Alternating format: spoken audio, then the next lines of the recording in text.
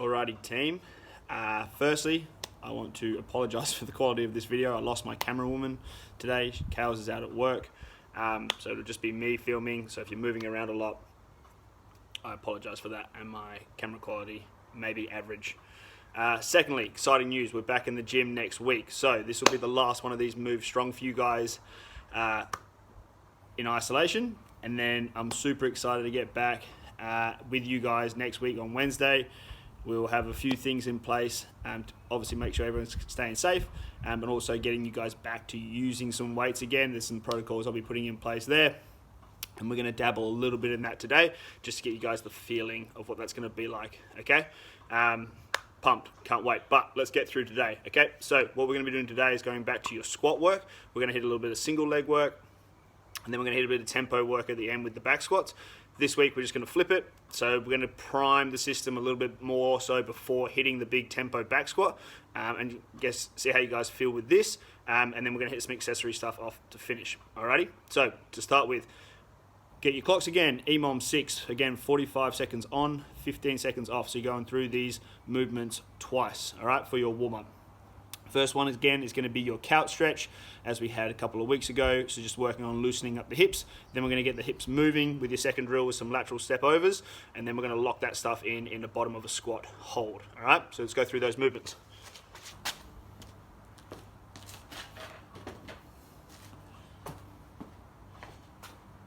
So guys, what you'll need, if you've got that bench,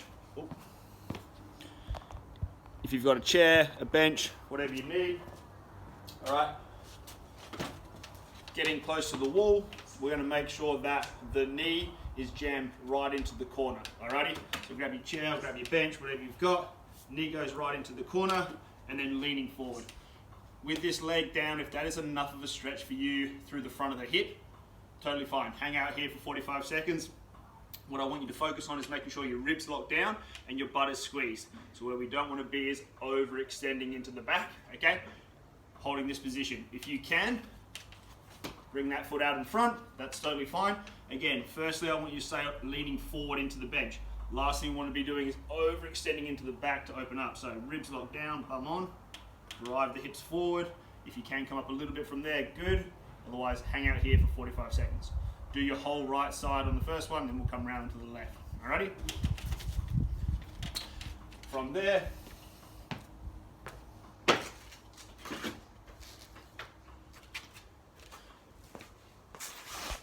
you will be coming over to your lateral box step overs, okay? Or bar step overs.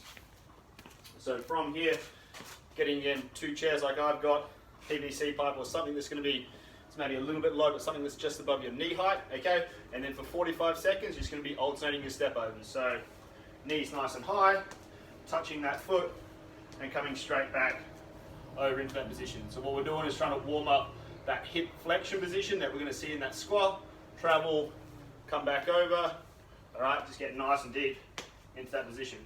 So you got your couch stretch, your lateral box step over, then you're going to go into your bottom of squat hold. So to help with these guys, when you've got a little bit of a weight, this is a 6 kilo dumbbell, if you've got a light kettlebell, if you've got a sandbag, a light sandbag, or a slam ball, or just a backpack, whatever you need, just a counterbalance. So I'm going to be holding it into that rack position, feeding me underneath the hips, toe slightly turned out, and then we're just working on sitting and sinking in to the bottom of that squat, okay? So we want to stay active here. We don't want to turn off, and we don't want to rock bottom out. What we're trying to do is get some active, create some new active range in the bottom of this squat. So my hips are on, my glutes are on, my upper back is on, and I just want to get comfortable sitting down here, okay? So again, from the bottom position, trying to stay upright, good bottom of the squat, not slouching and just sitting into your position. Get that upper back on, get nice and active. If you need some assistance holding onto a beam, it's totally fine. Just try to minimize how much you're using there, okay? And you're gonna spend 45 seconds in the squat. So going through that twice. Then we're gonna get into your main set, all right?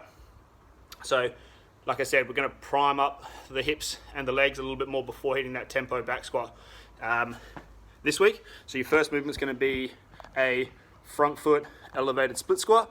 If you've got a barbell, great. If you don't, use the kettlebell, dumbbell, backpack, whatever you've got. You can put this in the front rack position, in the back rack position. I'm going to do a back rack barbell front foot elevated split squat today, okay, just with what I've got, but this is what it's going to look like. So from here, setup will be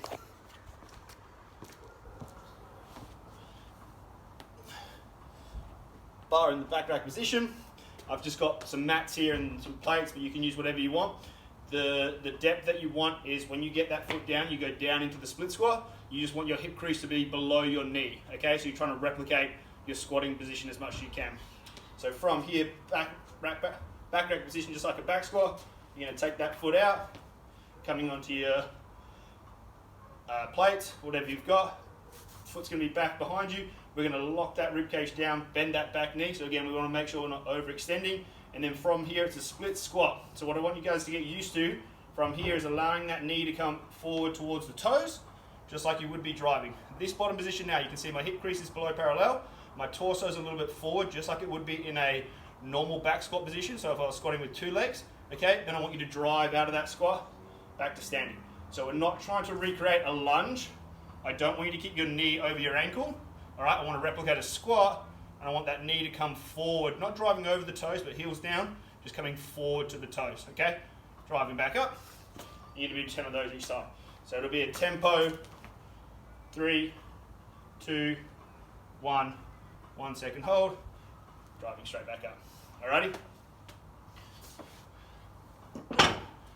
From there, guys, we're gonna go into the squat press out. So just primed one leg at a time here, in the position of a below parallel squat. If you struggle getting below parallel with your squat, it's a really great idea to develop strength there to begin with.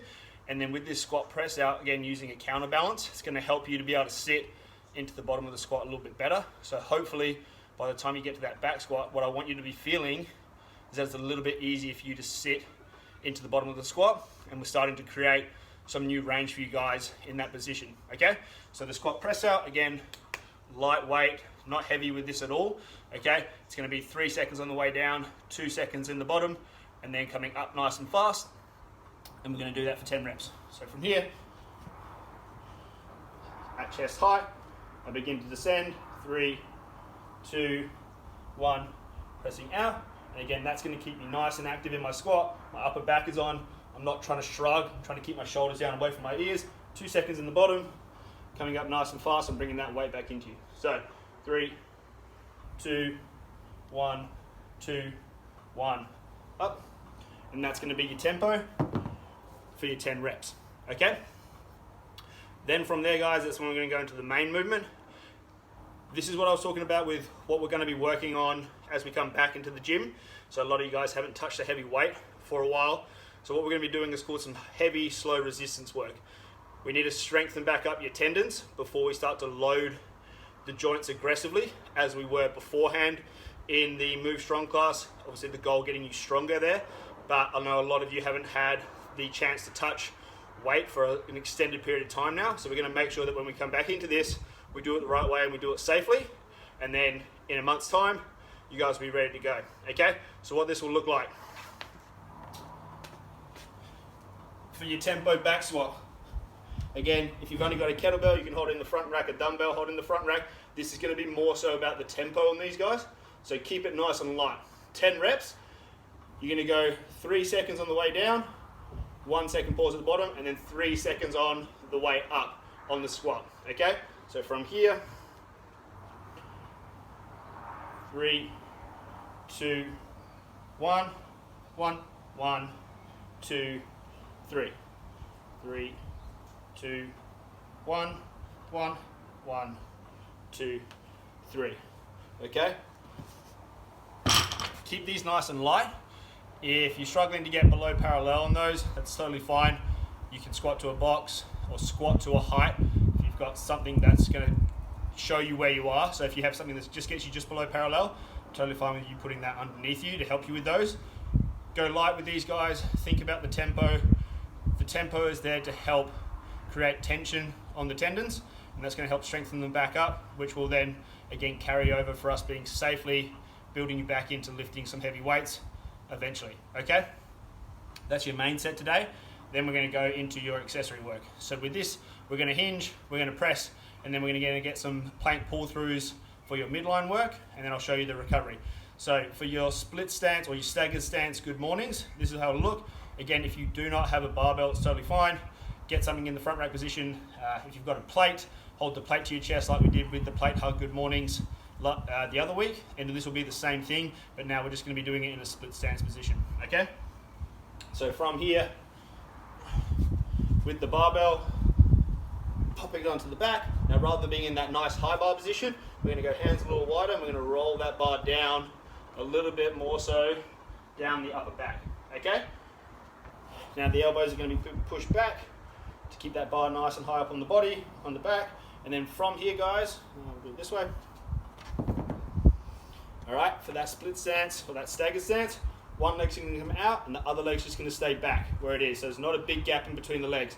That back leg is going to stay slightly bent, front leg's going to be straight. And then what I want you to focus on is that knee that is bent. I want you to push into that hip, keeping that other leg straight till the back is flat, and then driving back up. Okay, so this knee doesn't continue to bend. It stays bent where it is. This leg stays straight. We don't keep bending it. We push back into the hip to keep that back nice and flat, and we'll go from there. So see it from another angle. Slightly split, back knee is bent, front knee is pretty straight. From there, we're going to go back into that hip, coming back up. Never pushing past the point of flexing, okay? Back nice and flat, tension on the hamstring as we come up. That's your stagger stance, good morning.